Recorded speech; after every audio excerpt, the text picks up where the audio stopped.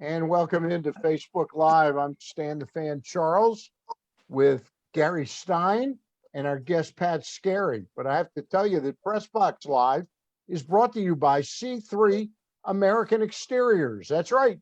Go to their website at c3america.com to get a brand new roof for just the cost of your deductible.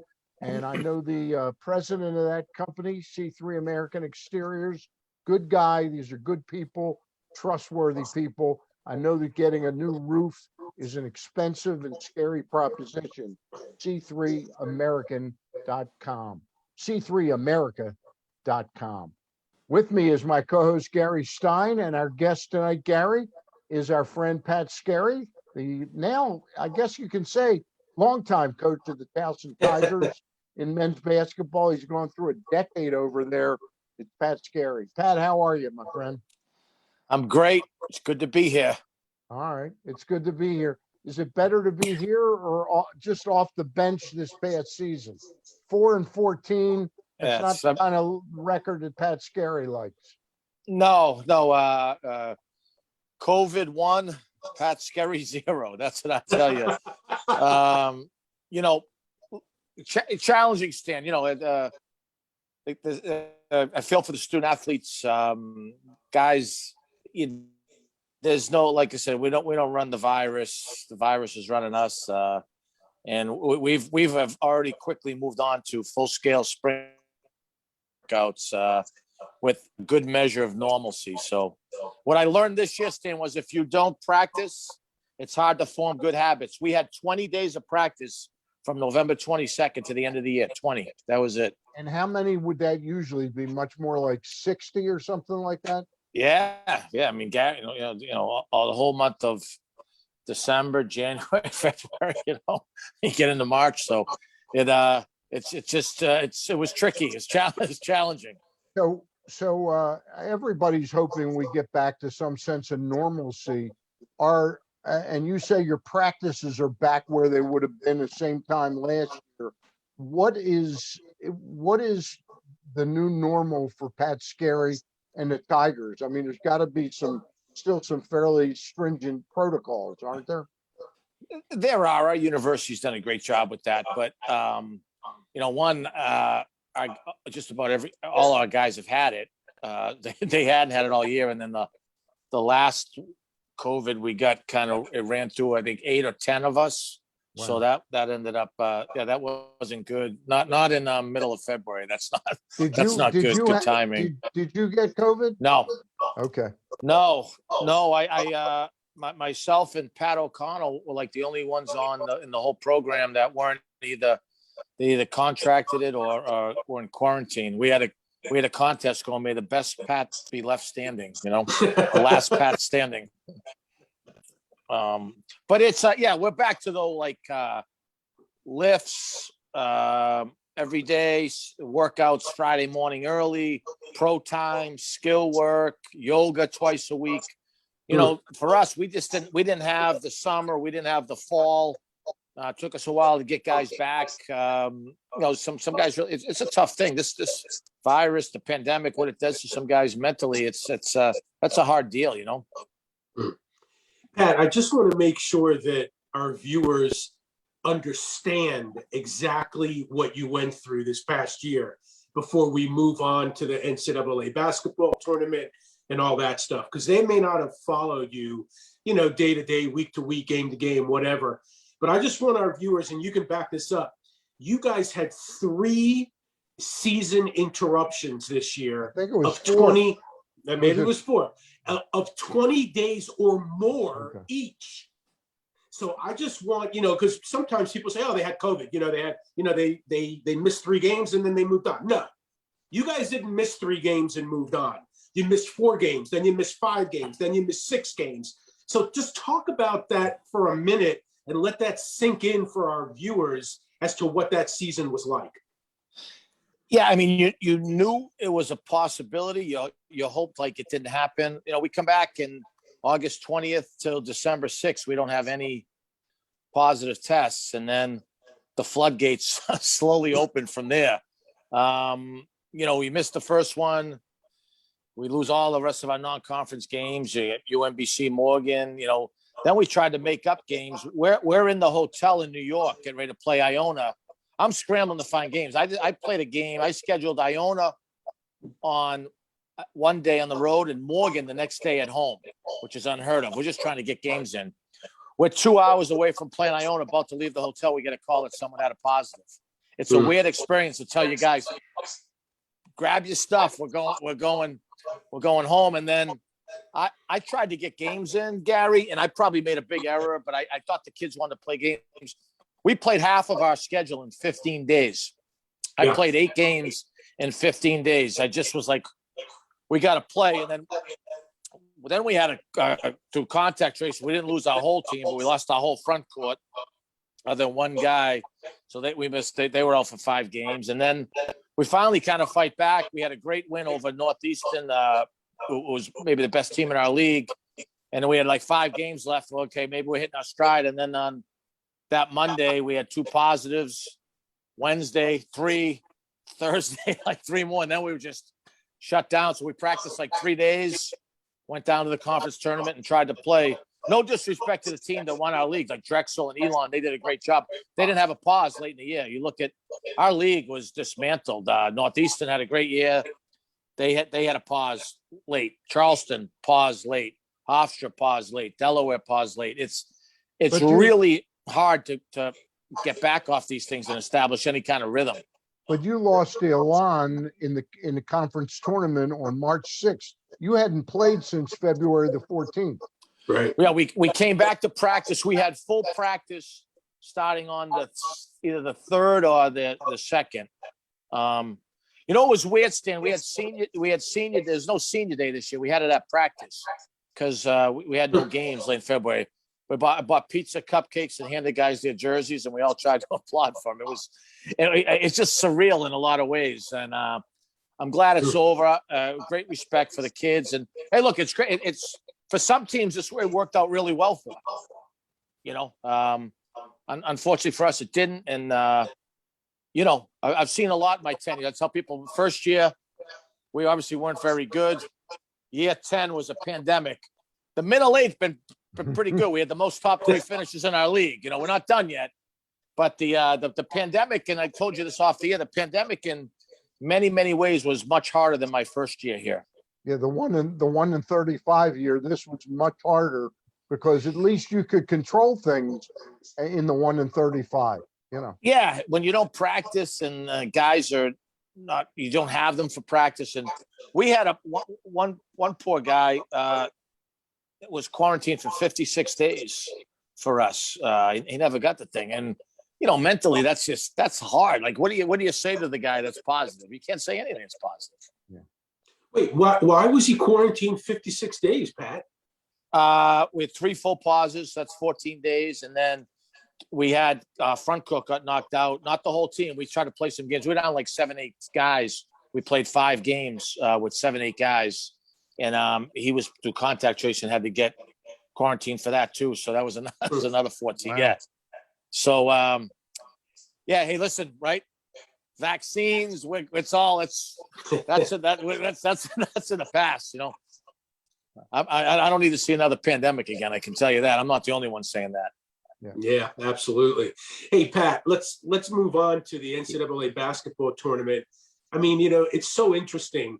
It was, and all the tournaments are interesting every year for different reasons, but there were 13 upsets during the tournament, which was the most ever of a team beating another team that was seated 5 positions lower or more, which is the most ever in an NCAA tournament. Yet at the same time, you look at the Final Four, and except for UCLA, it's pretty much chalk. You've got 2 number 1s and a number 2. So how do you make sense of that? Is there a rhyme or reason to that? I don't know if there's ever like a rhyme or reason for the tournament, right? The best team doesn't always win it because it's not a series. I think how they tried to seed the teams had to be incredibly hard this year without having full non-conference. And I think, to your point, though, what's been really amazing is the amount of upsets by like some mid-major teams but that they came in like fourth, fifth place in their own league. Conference, yeah. And like you just don't like even like go back to like App State, they had lost like 7 in a row. Then they rolled off 4 in a row in their league tournament. And like it's like, how did you get there? And then Oral Roberts, I didn't realize he did a great job, but they were in 4th place in their league. Ohio U was 4th place in their league. Right. And then they're winning games in the tournament, So it's I don't think there's ever been as bizarre a year as obviously as this. Gary, go ahead. You got another. Yeah. So on that note, then let's just skip ahead to the Final Four. Obviously, that's what's coming up. And Stan asked you this off the air, but just talk about a little bit about your relationship. You obviously know Mick Cronin a little bit. Just give us a little insight into some of the guys that you know and what we may expect this coming weekend. Or that you know of, Yeah, I mean, sure. whether you know Mark Few or not. Yeah. Yeah, I don't know Mark Few great. His coach, the coach in waiting there, Tommy Lloyd, I know well. He's done an unbelievable job there. He's been the man largely responsible for bringing in all the international guys that they have. Let's start with Gonzaga. I don't, and I told this to Stan, I don't know if I've ever seen a team as good as them. My year at Pittsburgh, we were the 1 seed in the NCAA tournament. First place out of 11 Big East teams made it out of 6. Best year in the history of the Big East. We were the league champion. That's under Jamie Dixon, right? Yeah, Yes, Jamie. And I'm not sure that we have one guy that would start for Gonzaga. I mean that respectfully. That was a 30-win team. I don't know. I mean, I don't know if you can come in 20 points to those guys if they're cooking. That was the year that UConn won the whole thing. Kemba Walker, they came in like 9th place. I think Gonzaga's at a whole different level. Now, could they get beat? Yeah, anything's possible in one game, but I don't. I think they got 5 good NBA players in their starting lineup. Good NBA players. Pat, I was looking up the coaches that are in this Final Four. Kelvin Sampson, who's been all over from his first coaching job was at Montana Tech, then to Washington State, Oklahoma for 12 years, Indiana for 3. Then he was an NBA assistant, and he's been at Houston for 7 years. His lifetime winning percentage is 65%. Mick Cronin's winning percentage is 67%, and Scott Drew is 63%. Then you go to Mark Few, and Mark Few is number 1 on the all-time list at 83.5% winning percentage.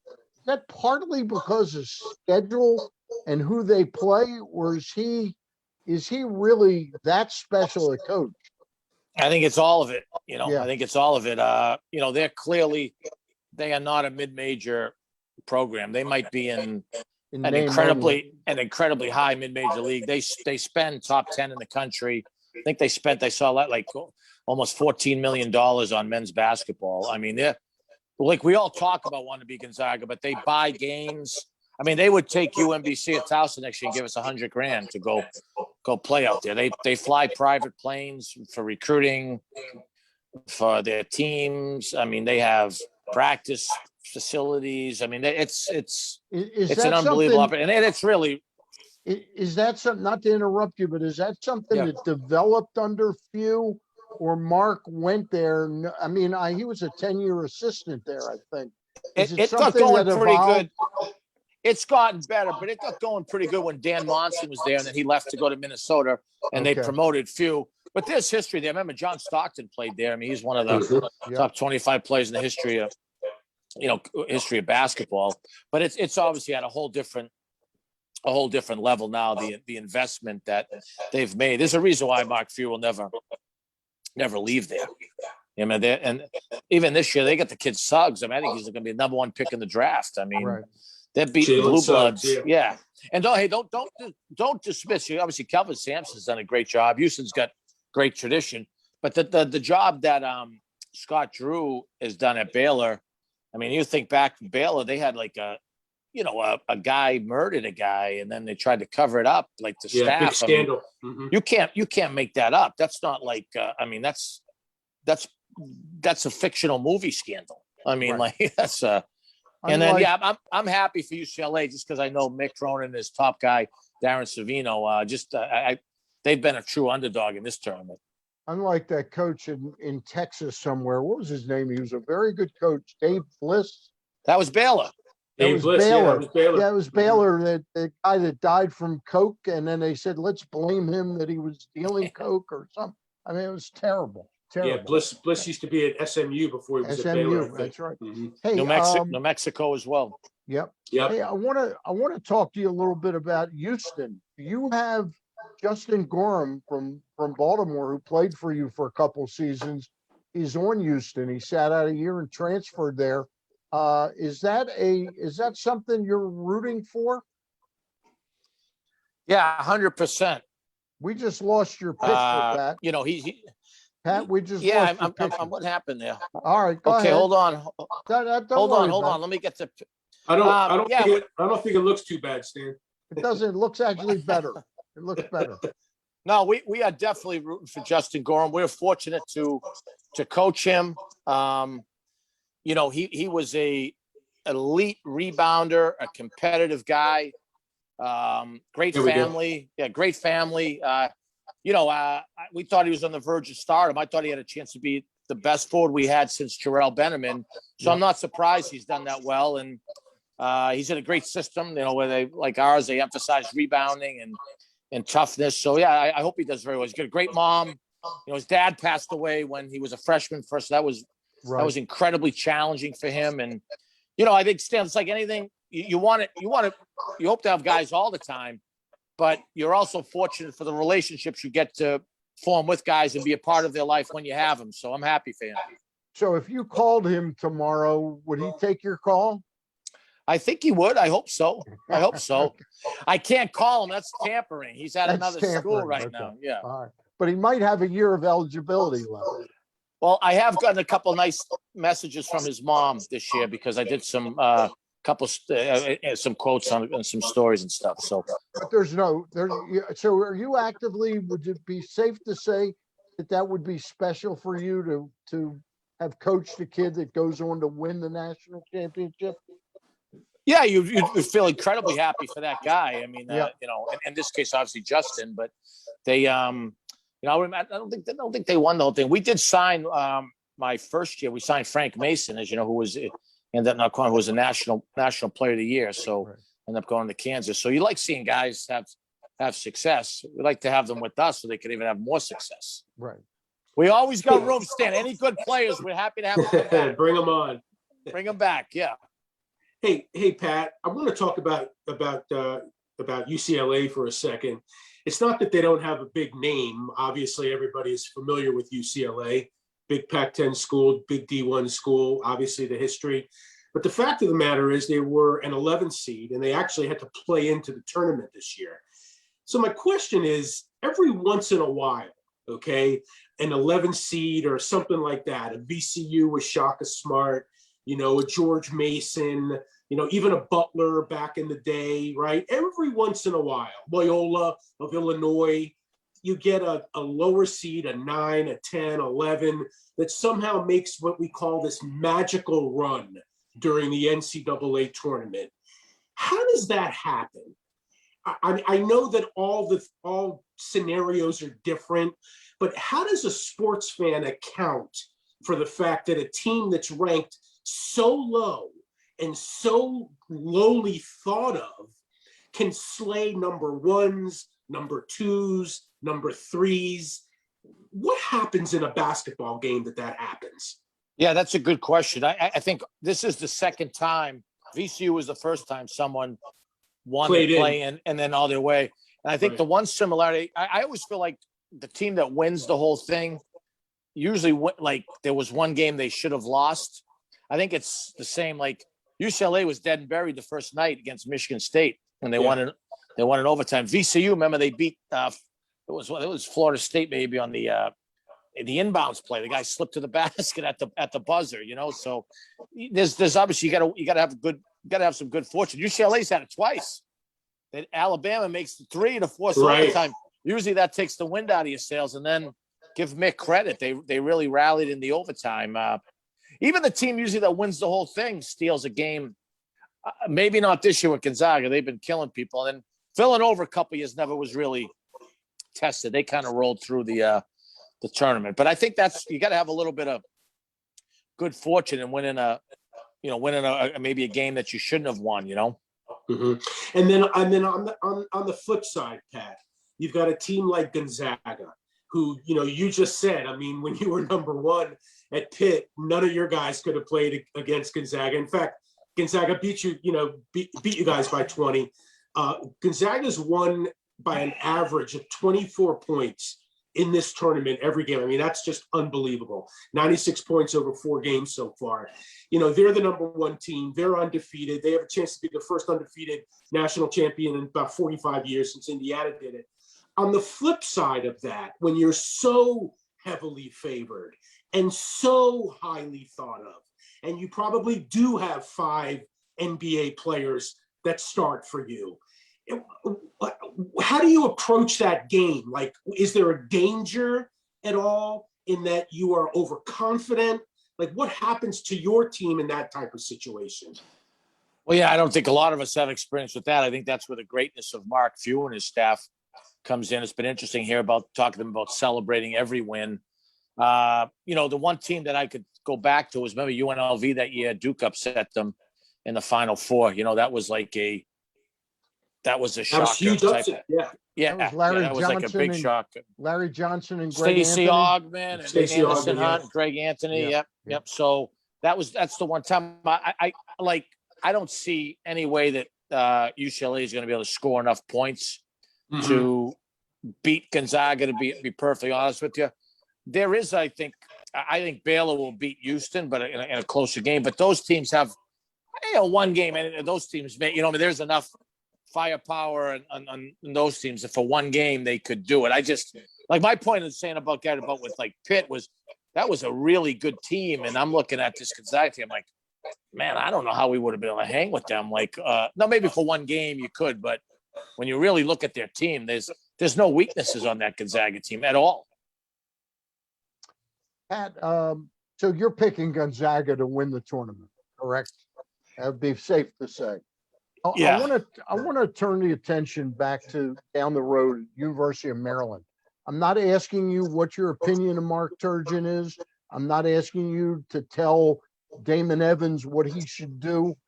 All I want to hear from you is, I keep hearing that Mark only has 2 years left on his contract, and he can't recruit with only 2 years on his contract. Can you explain that a little bit for the layman out there that's watching this? Why he needs an extension to effectively recruit? Well, first of all, he needs an extension because he's done a hell of a job. They did an unbelievable job coaching their team this year. I'm a big Mark Turgeon. I'm a big Mark Turgeon fan. But I think the reality is you can't, in this day and age, you got to have kids are going to sign on for Maryland for the coach. They need to know that there's some stability there. You know what I'm saying? They got to know that there's stability in that program, and the coach is a big part of that. And obviously being in this state, I realize like Maryland's a pressure job, but I think Mark Turgeon and his staff have done an unbelievable job down there. I would say this because this is the business, right? You might think you can do better than a coach, but there's also some history that indicates you can do worse. No question about that. Be careful with that. If I was the AD of Maryland, I'd sign that guy to a long-term contract. All right. This year, a couple of the legendary coaches really had tough times this year. Mike Krzyzewski, Izzo at Michigan State. What do you think happened to some of those legendary programs and coaching names this year? Yeah, Kentucky. Yeah, it's they're not able to do what they normally do. You can't have success if you can't do things the way you normally do them. There's no playbook stand for this pandemic. I mean, to me, like, those coaches build habits through the routine, and that was totally disrupted this year. And it's worked out better for some places. We'll never know exactly how all that worked out. But I mean, I think like those places will be back. because they'll be back to some normalcy. That's the beauty of this year, but that's also the uniqueness and a little bit the asterisk of this season. It hasn't been a normal season. Not everyone's been on the same playing field. That's the reality of it. I've got two more questions for you. I'll let Gary poke in one, but real quick, how important was it for the NCAA to get this year's tournament established? I mean, was it was huge, wasn't it? Great question. And what people need to realize that 90% of the NCAA's revenue comes from the Division I men's basketball tournament. Now, what does that mean? That means that you have college sports in men and women's Division I, II, and III, all different sports, right? That's great. Once those regular season ends, everyone plays for a championship, right? The men's basketball tournament's revenue funds and sponsors all those championships. It covers everything outside of bowl games and football, right? Look, the men's lacrosse makes a little bit, wrestling a little bit, ice hockey just a little bit, but 90% of the revenue comes from the men's basketball tournament. So they were going to have this tournament if they put 357 names in a hat and just pulled out 64, because that was part of the TV contract, and that's why it went on no matter what. Gary, you got a couple more, and then I got one last one for Pat. Yeah, I've got one more, Pat. While we're talking about the numbers, the business of college athletics, the NCAA, I think it's appropriate that we talk about the fact that today the Supreme Court started hearing a case as far as the NCAA is concerned, with players getting the ability to get paid, not necessarily paychecks, weekly or monthly or whatever, but the ability to trade on their likeness, whether it be, trading cards or, paraphernalia. Bobbleheads, et cetera, et cetera.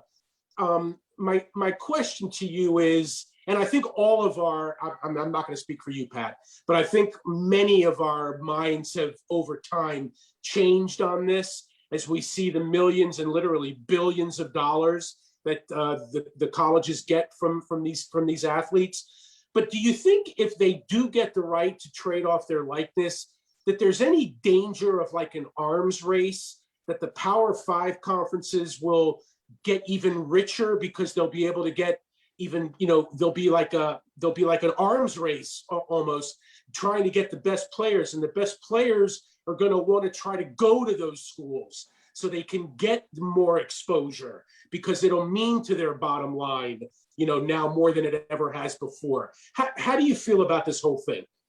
Yeah, and my AD and president, I've had some talks with President Schatzel and Tim Leonard. They're really sharp and smart in this area. And I, like you, I did a lot of reading on this today because the case was USA Today was all over today. And it's interesting. I think we all have changed in that name, image, and likeness is important. And how do we take care of the student athlete? But yeah, how do you balance it?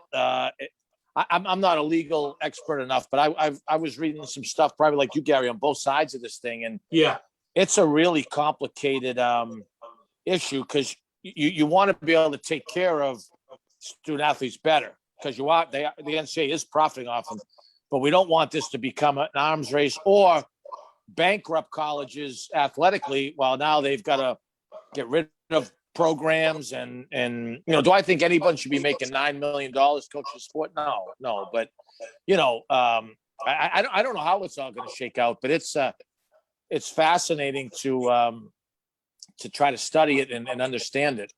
But Pat, let me ask you: do you think, like right now, you're in a very good mid-major program, but do you think that and a lot of mid-major players transfer to Power Five schools and bigger conference schools, perhaps later in their career? Like, I can see a situation where a player at Towson or UMBC or whatever, one of those mid-majors, has a 20-point-a-year season, and they're clearly one of the top players in the conference. You could lose them now, okay? But I can see it even extending further if players are able to trade on their likeness and they want to go to a Power Five school so that they get more exposure. Do you think about that at all?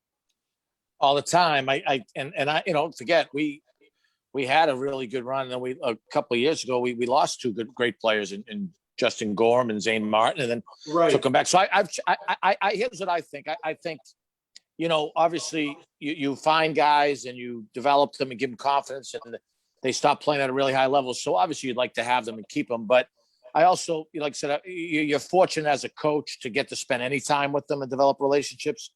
If guys think there's a better opportunity for them, then I support that. And if they were really good, like I said, they wanted to come back, I'd take them back. I think that's what we live in, Gary. And this potential name, image, and likeness thing is only going to accentuate some of that, But I've had Power 5 coaches tell me where they're nervous about it is, okay, Stan's my point guard. He's getting a deal for $5,000 with a car dealership. And then you're the center and you're upset because you're saying, why don't I get that? Well, why should I be setting ball screens for him anymore if he's going to get all the money? And there's just, it sounds really good. I think it's obviously going to move that way, but I just hope that there's a good handle on how to effectively manage it. Yeah, Pat, that's a good point. Pat, before we get out of here, I just want to ask you, coming full circle to the pandemic, are there any things that were positives to come out of such a tough time, things that you think will stick to your practice schedule, to scheduling? Was there anything positive at all? Just from like an X and O or technical, I mean, as my friend at Jay Young at Fairfield said, Zoom, we used to think Zoom was a power drink. You know what I mean? That's just, so I know how to use Zoom. I know how to use Zoom now. But no, there's nothing we did basketball-wise that I would like to ever do again from the way we practiced and trained. But Stan, I want to, I great respect for the kids because it's not what any of these kids signed up for. I understand that. But how about the scheduling? Do you like some of the things like the Saturday, Sunday? No, you don't like that at all. No, we were the first league to come up with it. Then everyone falls through. No, absolutely not. Okay. Preparation. Wow. It's not no. I mean, and the reason we did it made a lot of sense. I understand. But no, please no. All right. Pat Skerry, always a pleasure to talk basketball with you.